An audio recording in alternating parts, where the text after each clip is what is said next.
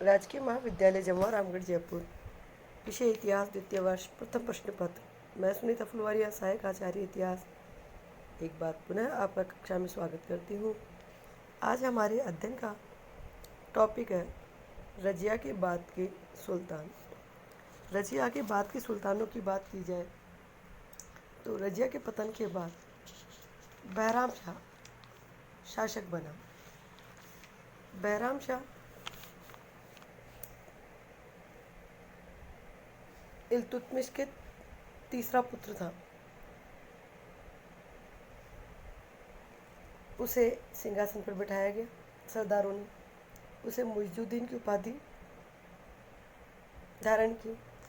शासन की संपूर्ण सत्ता विद्रोहियों के नेता एतगीन को सौंप दी।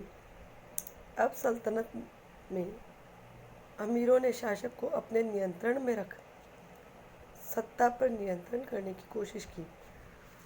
सुल्तान और एतगीन के मध्य संघर्ष की स्थिति उत्पन्न हो गई। सुल्तान ने एतगीन को मरवा दिया। उसके बाद बदरुद्दीन सुनकर को अमीर हाजिब पद पर नियुक्त किया। यह सल्तनत का एक महत्वपूर्ण पद था।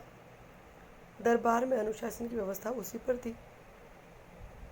उसने सुल्तान तथा वजीर दोनों की उपेक्षा करते हुए सत्ता पर कब्जा जमाने का प्रयास किया, परंतु सुल्तान को षड्यंत्र का पता चल गया।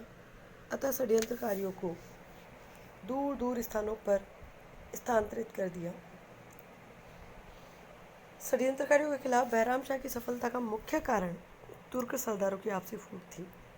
एतगीन और सुनकर को रास्ते से हट जाने के बाद वजीर ने सुल्तान के खिलाफ षड्यंत्र किया।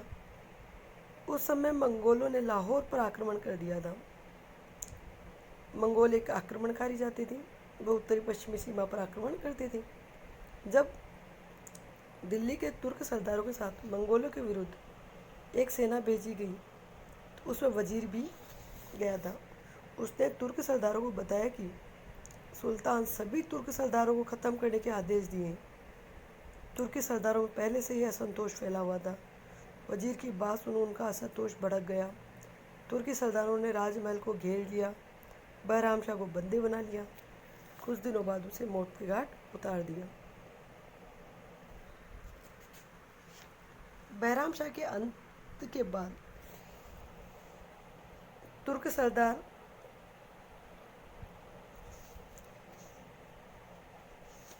इजुद्दीन किस्लू खान ने अपने आप को सुल्तान घोषित करवा दिया, परंतु दूसरे तुर्की सरदार ने उसे सुल्तान मानने से इनकार कर दिया। अंत में चालिकसा के सरदारों ने सर्वसम्मति से रुकनुद्दीन फिरोज शाह के बेटे अलाउद्दीन मसूद शाह को सुल्तान बनाया।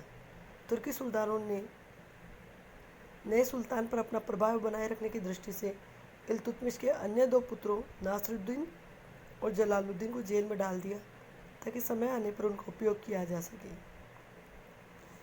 दूसरा महत्वपूर्ण पदों पर अधिकार जमाना था ताकि सुल्तान मनमानी नहीं कर सके।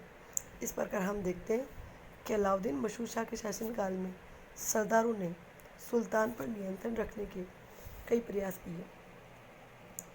अलाउद्दीन मसूद शाह के शासनकाल में दूरस्थ प्रांतों के अधिकारी ने मनमाने ढंग से शासन शुरू कर दिया। केंद्रीय सरकार की अवज्ञा शुरू कर दी।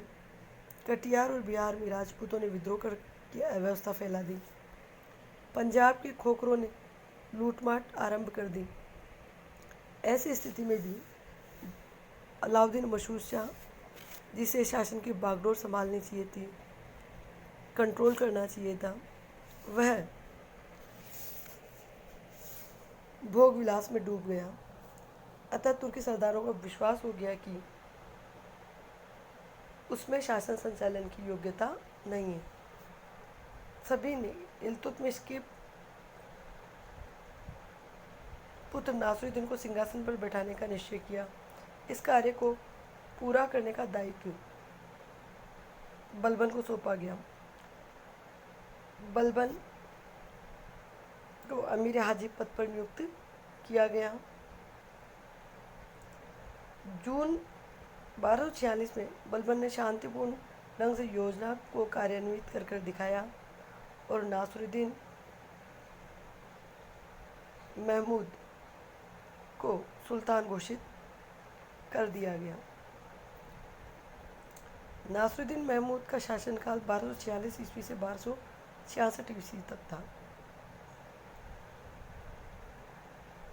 सुल्तान नासरुद्दीन महमूद लगभग 20 वर्षों तक शासन किया। इस लंबी अवधि में शासक का वास्तविक सत्ता किसके पास थी, इस प्रश्नों पर इतिहासकारों को मतभेद है। कुछ इतिहासकार कहते हैं कि बलबन वास्तविक सुल्तान था, जबकि कुछ इतिहासकार इस मत का विरोध करते हैं।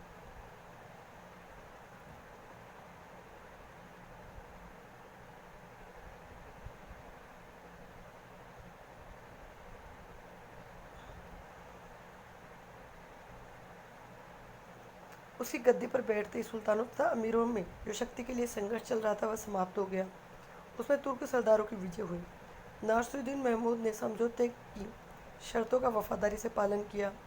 समस्त शक्ति चालीसा के नेता बलबन को सौंप दी। नया सुल्तान स्वभाव से ही महत्वाकांक्षा से रहित, भीरू और नम्र था। अधिकांश विद्वान बलबन को ही वास्तविक शासक मानते हैं। सुल्तान ने बलबन को नायब मामलिकात और नियुक्त किया, उसे उलगुखा की उपाधि दी। बलबन की प्रतिष्ठा में और भी अधिक वृद्धि हुई। रिश्ते में बलबन नासरुद्दीन महमूद का ससुर लगता था। नासरुद्दीन महमूद के शासनकाल में नासरुद्दीन महमूद के द्वारा किए गए कार्य जो वास्तविक रूप से बलबन के द्वारा किए गए थे वे निम्नलिखित। 1253 से 1254 की ईस्वी को छोड़कर सल्तनत में नासरुद्दीन महमूद के कार्यकाल में बलबन ने शासन का संचालन 1246 से 1266 तक किया। इस कार्यकाल में उसे अनेक कठिनाइयों का सामना भी करना पड़ा, परंतु बलबन ने कूटनीतिक और सैनिक प्रतिभा द्वारा न केवल समस्याओं को हल किया, अपितु दिल्ली सल्तनत की आधारशिला को भी सुदृढ़ किया। उसने पश्चिमोत्तर की सीमा की सुरक्षा की, दोआब और कटिहार के राजपूत सरदारों के विद्रोह का अंत किया। मेवात में दिल्ली सल्तनत को चुनौती देने वाला एक नया तत्व उठ खड़ा हुआ था, जिसे मेवाती कहा जाता है। इसका मुख्य क्षेत्र अलवर था। ने लूटमाट आरंभ कर दी थी। ये राहगीरों और व्यापारियों को से लूटपाट करते थे। 1249 में आक्रमण किया। फिर 1249 के पास 1259-60 में बलबन ने पूरी तैयारी के साथ आक्रमण किए। मेवातियों के छिपने के स्थानों को नष्ट करवा दिया, हजारों मेवातियों को मौत के घाट उतार दिया और मेवात में शांति व्यवस्था आरंभ की। राजपूताना इल्तुतमिश के बाद राजपूताना में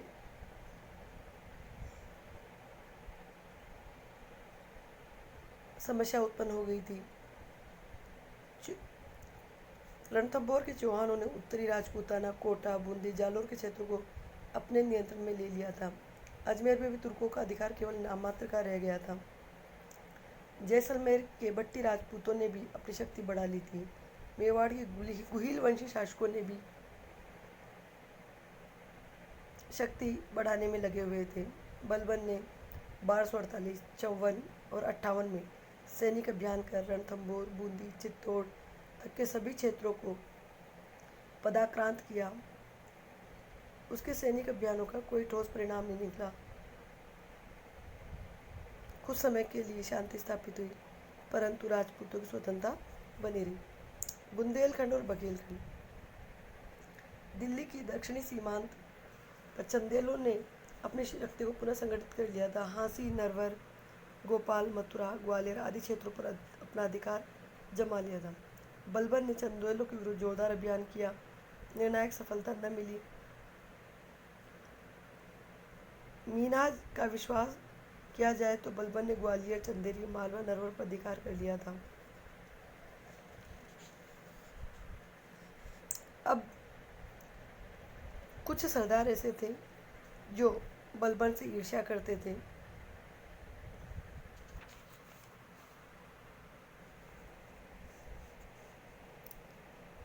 अतः उसकी ईर्ष्या के वश उसे हटाया गया। ऐसे लोगों में इमामुद्दीन रेहान, जो एक धर्म परिवर्तित हिंदू था, उसने सुल्तान के कान भरने शुरू कर दिए। कुतलुक खा, किशलुक खा, अरसलान खा, सुल्तान की माँ भी रिहान की तरफ थी। इनका नेता रिहान था। वह राजनीतिक षड्यंत्र और जोड़ तोड़ में काफ़ी कुशल था। सुल्तान को विश्वास दिलाया कि बलबन की बढ़ती हुई शक्ति सुल्तान के लिए घातक सिद्ध होगी। बलबन की स्वामी भक्ति मात्र दिखावा है। सुल्तान को भी बलबन का निरंकुश व्यवहार पसंद नहीं आ रहा था, अतः उसने बलबन की शक्ति को कम करने का निश्चय किया। 1253 में बलबन को नायब के पद से उठा दिया। उसके स्थान पर रिहान को नियुक्त किया। बलबन को हांसी की जागीर में चले जाने को कहा गया। इसके बाद बलबन के कृपा पात्रों को महत्वपूर्ण पदों से नियुक्तियां दी गई थी, हटा दी गई। उदाहरणतः इतिहासकार मीनाज को काजी के पद से हटा दिया गया, जुनैदी को वजीर का पद दिया गया, किशलू खां को नगर कोषाध्यक्ष नियुक्त किया गया। षड्यंत्रकारियों की आशा थी कि बलबन बौखलाकर विद्रोह कर देगा। बलबन ने पूर्ण सम्मान के साथ शाही आज्ञा का पालन किया और अपनी जागीर में चला गया। बलबन की पदच्युति के बाद शासन दिन प्रतिदिन असहनीय हो गया। भारतीय मुसलमान था, उसकी अधीनता में काम करना तुर्कों को ठेस पहुंचा रहा था। धीरे धीरे रिहान के शत्रुओं की संख्या बढ़ने लगी। उन्होंने संयुक्त रूप से बलबन को कार्य ग्रहण करने का अनुरोध किया। असंतुष्ट तुर्क अमीरों ने अपने सैनिक दस्ते के साथ राजधानी की तरफ बढ़ने लगे और 54 में सुल्तान सेना से विद्रोह का सामना करने के लिए रवाना हुआ, परंतु आरंभिक झड़पों के बाद ही सुल्तान की सेना के पैर उखड़ गए। बाद में दोनों पक्षों में के अमीरों में मध्यस्थता से भीषण गृह युद्ध टल गया। इमामुद्दीन रेहान को पद से हटा दिया गया, उसे अपनी जागीर बदायूं में भेज दिया गया। बलबन को पुनः नायब के पद पर नियुक्त किया गया, उसे पुनः सारी शक्तियाँ दी गई और उसके अधिकारियों को पुनः पद पर बिठाया गया। बलबन के द्वारा कई और कार्य भी किए गए। उसने इस दृष्टि से बदायूं से बराइच और कुतुब खां को मुल्तान और उच्च से स्थानांतरित करवा दिया, ताकि पुनः सल्तनत में सुल्तान के खिलाफ या उसके खिलाफ षड्यंत्र नहीं हो। विद्रोहियों को स्थानांतरित करवा दिया गया। इस प्रकार उसने दिल्ली सल्तनत में शांति स्थापित की। नासिरुद्दीन अचानक बीमार पड़ गया। 66 में उसकी मृत्यु हो गई। इसामी, इब्न बतूता आदि ने सुल्तान की मृत्यु का आरोप बलबन पर लगाया गया है। वे कहते हैं कि बलबन सुल्तान बनना चाहता था, इसलिए उसने सुल्तान को मार दिया, परंतु अधिकांश विद्वान इसे सही नहीं मानते। इल्तुतमिश का कोई भी वंशज अब जिंदा नहीं था। नासिरुद्दीन अपने ससुर बलबन को अपना उत्तराधिकारी नियुक्त किया था।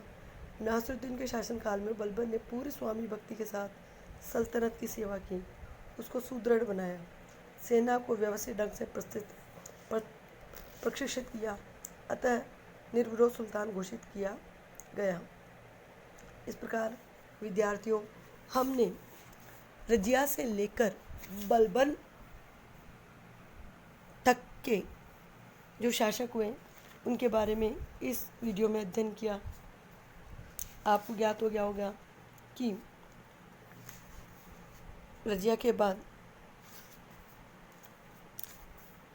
बहराम शाह के बाद अलाउद्दीन मशहूर शाह और अलाउद्दीन मशहूर शाह के बाद नासिरुद्दीन महमूद।